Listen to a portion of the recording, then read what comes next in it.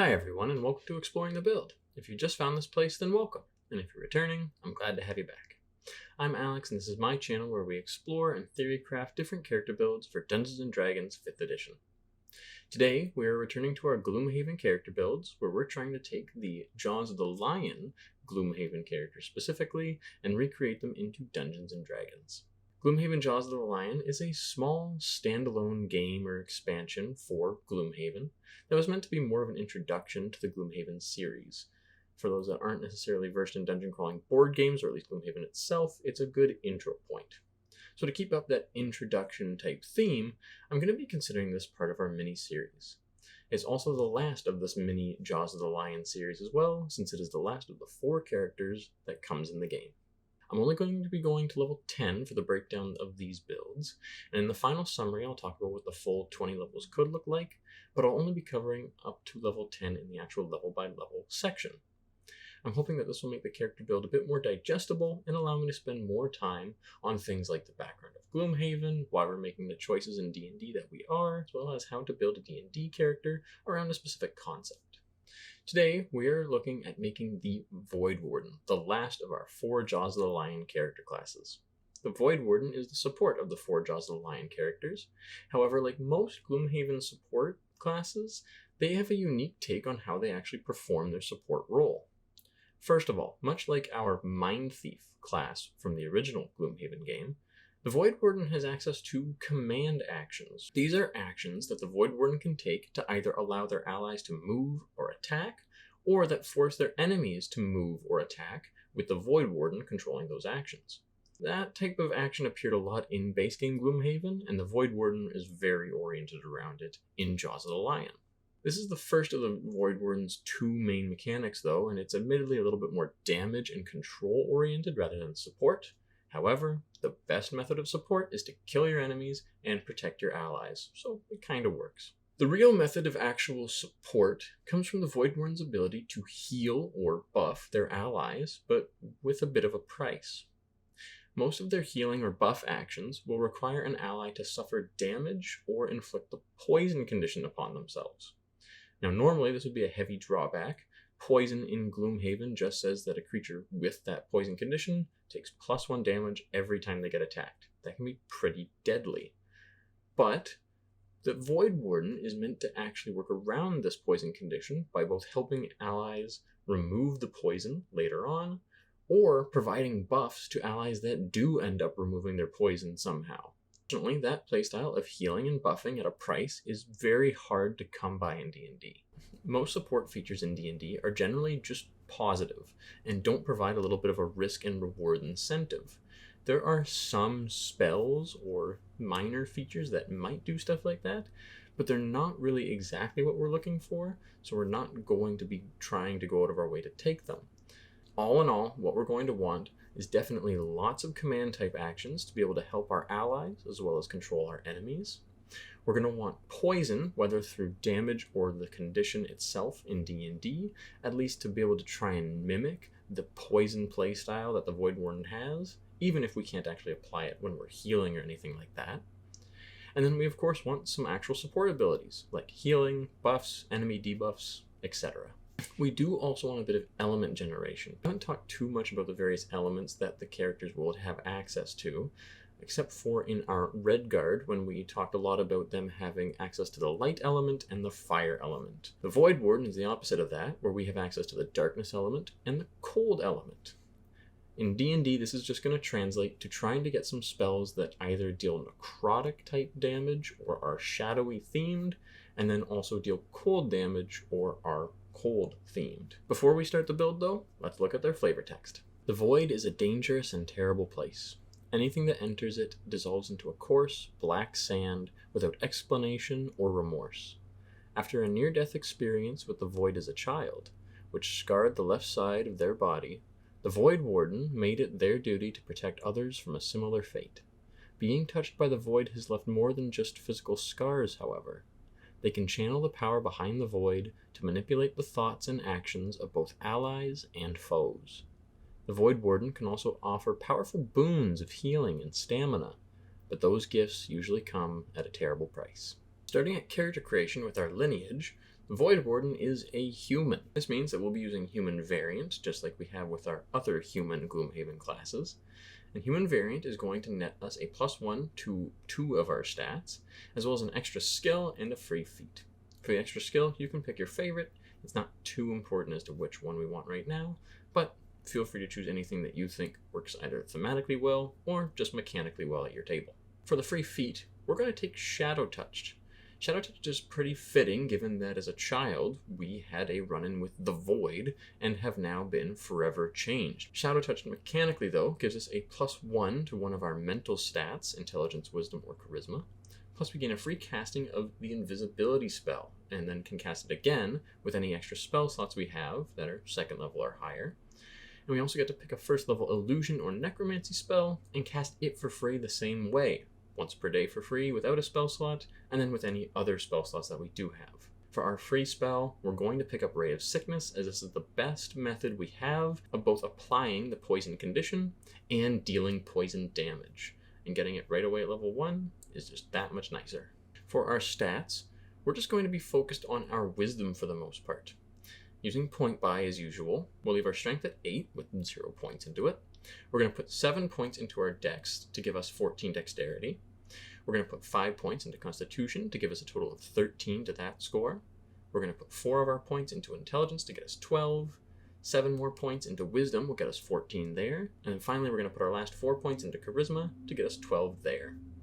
Our 2 +1s from human variant will go into constitution and wisdom, giving us 14 and 15 respectively. And then we'll put the last +1 from Shadow Touched into wisdom to make it an even 16. We could make our constitution higher for more hit points, but the Voidwarden in Gloomhaven Jaws of the Lion is supposed to actually have a small health pool, not a medium or a large. So leaving our constitution at 14 is honestly perfectly fine thematically. Finally, for our background, anything related to a religious order but with some sort of physical altering from a traumatic event would work pretty well for us. It's actually kind of a very specific background, so you can pick whatever you think works best to capture that. I would really recommend either the Haunted one or the Acolyte with some flavoring. Shadow Touched already kind of takes care of the whole touched by the void aspect.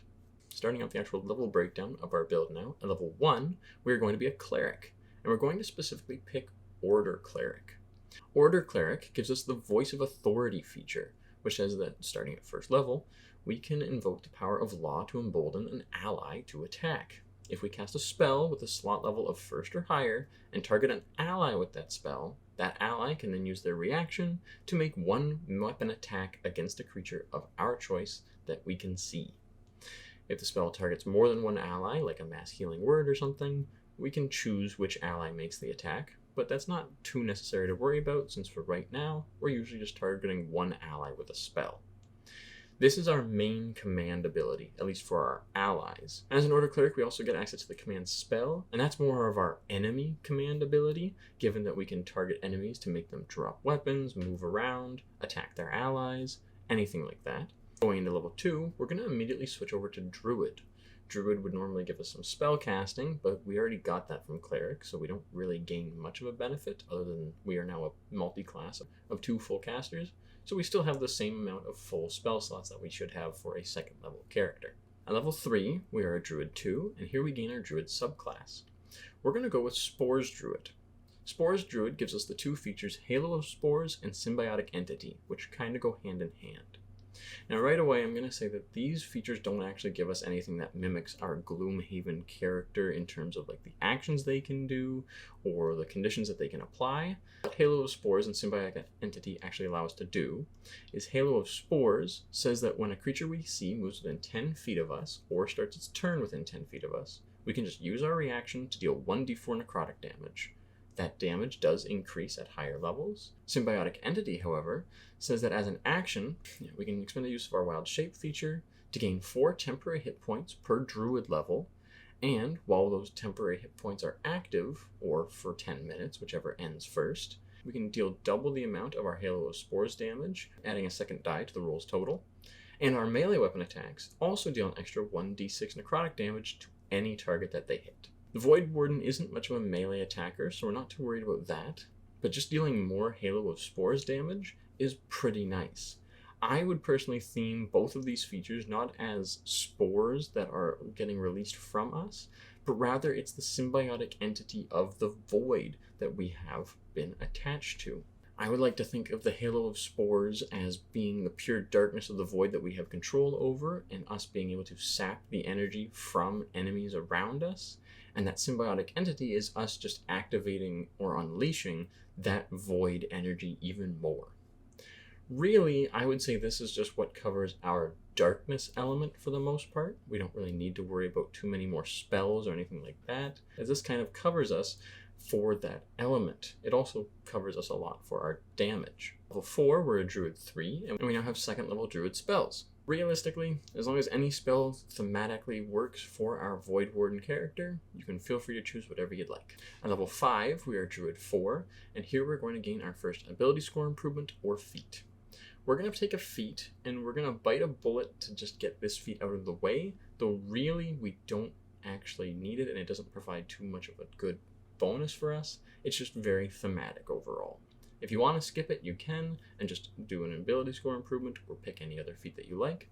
But for us, we're taking Poisoner. We're only really taking Poisoner for the ability to bypass poison damage resistance against our enemies when we attack with poison. So our Ray of Sickness spell, which we just have once per day for free, or with any other spell slots that we want to use, can just bypass any poison resistance that an enemy may have. We take Poisoner, and we can now build poisons and apply them as a bonus action to weapons, but what we really like is the fact that we can bypass poison resistance with our Ray of Sickness. This really kind of completes the poison aspect of the Voidwarden, but if there are ever any other poison-based spells that we can get later on, then they'll also benefit from this feat, which is really awesome. At level 6, we're going to jump back to Cleric. At second level Cleric, we gain Channel Divinity, and from the Order Cleric, we specifically gain the Order's Demand Channel Divinity. At level 7, we are Cleric 3, and we now gain second level Cleric spells. But we have 4th level spell slots, because we're a multi-class of 2 full casting classes. That means that spells like Hold Person and Zone of Truth, which we get for just being an Order Cleric, can now be upcast to 4th level, which is absolutely amazing. At level 8, we are a Cleric 4, and here we are going to get another ability score improvement or feat. We are just going to improve our Wisdom to 18 by bumping it by +2 with an ability score improvement, and we won't really worry about much else. Level 9, we're a Cleric 5, and we now have 3rd level Cleric spells. This is where we could take a really big bomb like Spirit Guardians, since it's just such a good and powerful Cleric spell. Thematically, we could flavor it to be more void-oriented rather than like spiritual in nature, and that would be kind of cool. But we also get other spells like Mass Healing Word and Slow just from being an Order Cleric. And Slow is really nice since that could also be a powerful bomb, but in terms of a debuff, which again, since it's a big AoE debuff spell, is really what our Voidwarden wants. It would be really fun to just cast Slow on a bunch of enemies, and then on later turns just either switch up between Voice of Authority or Command in order to have our allies and the enemies hit their own allies who are already slowed, and just make the most of that debuff. Finally, level 10, we are a Cleric 6, and here we gain Embodiment of Law from the Order Cleric subclass. Embodiment of Law is a very powerful ability that says that if we cast an enchantment school using a spell slot of 1st level or higher, we can change that spell's casting time to 1 bonus action, provided that it normally takes an action to cast. We can use this feature a number of times equal to our Wisdom modifier, but we gain all expended uses of it after we finish a long rest. To be able to cast Hold Person at a heightened level as a bonus action, even just 4 times a day, is absolutely ridiculous. And it gets even more ridiculous if you think of other enchantment spells that we could use this feature with. There are so many options that work really well, and Embodiment of Law just helps us get that much extra action economy and value out of our enchantment spells overall. It's very powerful and really awesome for the Voidwarden especially. Alright, time to summarize what we have. I'm going to start off with our regrets before the actual level summary, because there are a few things that we won't really be able to get no matter what level we are. First of all are our poison-oriented mechanics. The Voidwarden is all about healing and support at a price, like I said when we were discussing the Voidwarden's theme, and normally that price is all about poisoning our allies, of course. But there are no real mechanics that reflect this in D&D, unfortunately. Now, maybe there are a few spells or something that I have overlooked. I just don't have any real support for that Voidwarden main playstyle, unfortunately. We do have our commands, though, and that's great, as that is the other half of the Voidwarden's main playstyle. So we at least feel like the Voidwarden in terms of being able to control our enemies or support our allies in their action economy. The other thing that we don't have is our level 5 unlockable ability. This is a spoiler, because just like every other class in Jaws of the Lion, at level 5, they get to unlock a secret feature for their character. So if you don't want spoilers, be sure to skip ahead a few minutes, as I'll be talking for this for a little bit. But if you're okay with spoilers, or you already know what the Voidwarden gets, then feel free to keep listening. I'll pause now for a quick second, but then we'll talk about what we're going to get that is the spoiler.